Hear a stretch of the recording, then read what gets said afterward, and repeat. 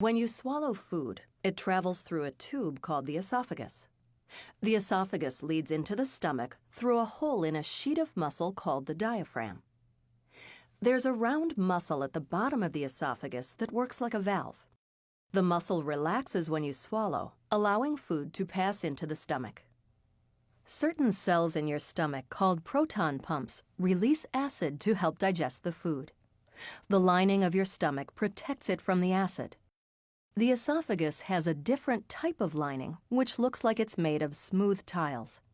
The valve is designed to close tightly after you swallow, so nothing comes back into the esophagus. Your diaphragm is also meant to pinch securely around the esophagus, closing off the opening to your stomach. It's normal for a small amount of acid to occasionally splash into the esophagus. This is called reflux. That word means flowing back.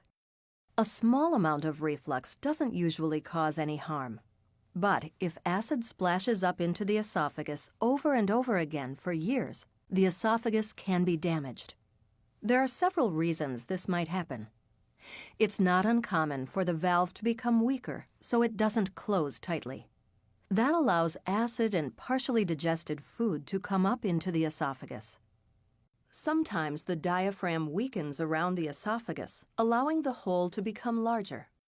This hole is called the hiatus. When it becomes larger, part of the stomach may bulge through it. This is called a hiatal hernia. The hernia may cause the esophagus and the valve to move up.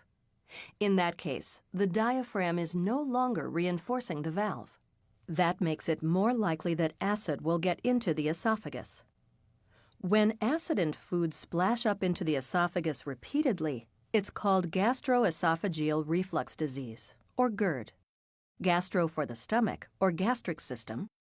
Esophageal for the esophagus. Mayo Clinic's Division of Gastroenterology and Hepatology is recognized as #1 by U.S. News & World Report. Go to mayoclinic.org to find out how to request an appointment with a Mayo Clinic physician.